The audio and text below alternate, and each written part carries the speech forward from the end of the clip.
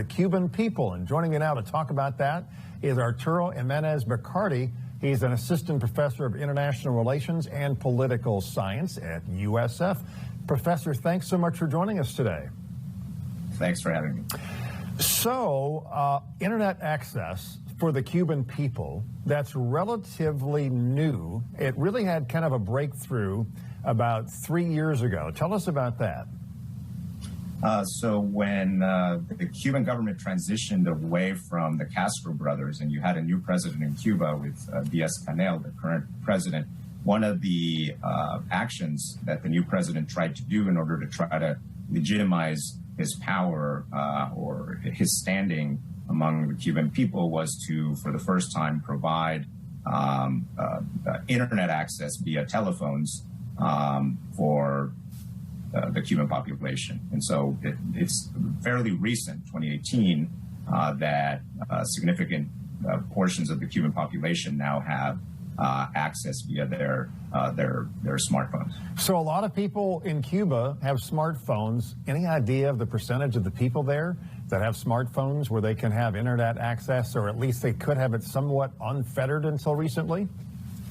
Yeah, it's hard to tell the precise numbers because part of the problem is that they have access to these numbers via the state monopoly, TESA, which is the telecommunication company in Cuba.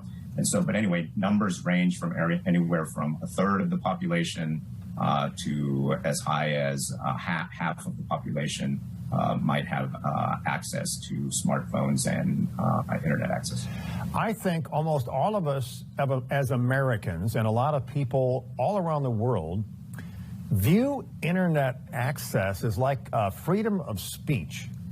If you can't have access to information, you can't share it with other people, you really don't have freedom of speech. Is there some kind of an indication that this many people getting internet access and starting to communicate at least somewhat freely, seeing what's really going on in the outside world, that is part of what motivated some of the recent protests there and the ability to maybe even organize? Yeah, I think your question is a two-part question. So the first part, the United Nations Human Rights Council indeed reaffirmed what you just said in the 2011 report.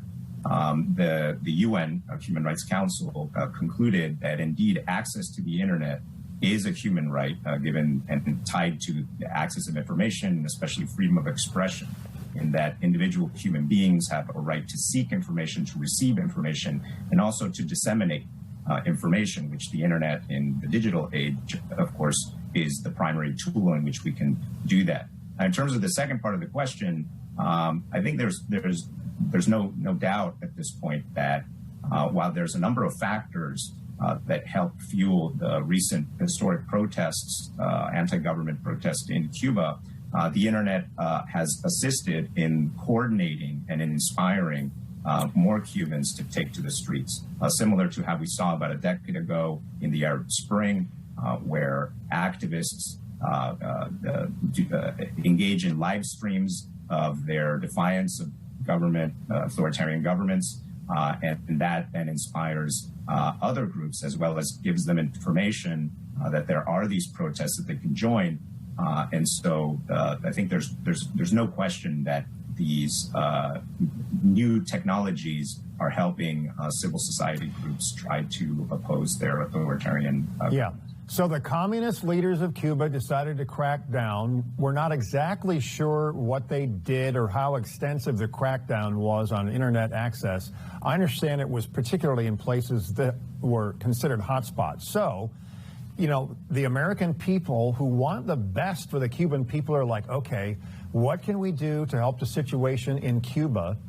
And you've got a lot of politicians who are now talking about getting internet access to the people of Cuba. But how on earth, from the United States, are we going to try to get that to Cuba? How could we possibly do that?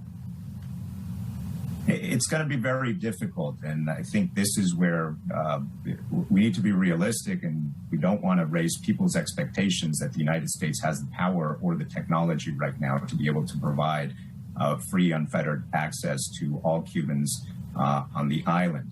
So far, a lot of the proposals that have been made, whether it's expanding the use of VPN technology, or as Senator Rubio has suggested, using these balloons that Google has used in the past to provide additional hotspots, or using satellite technology, given the infrastructure in the island of Cuba and the fact that it's dominated by the, well, it's a monopoly by the state monopoly that uses Chinese technology.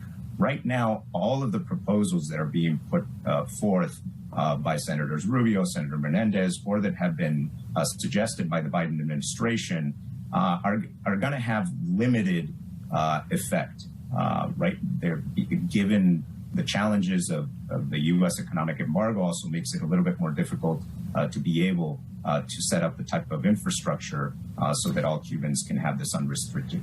Yeah, you'd really have to almost have the cooperation of the Cuban government, unless you airdropped hundreds of thousands of those Starlink satellite receivers that Elon Musk has going.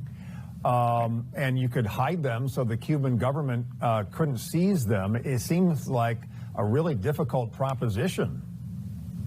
Yeah, and I think it's going to have limited success given the technology at hand. All right, Professor, thanks so much for joining us today on In Depth. Thank you for having me.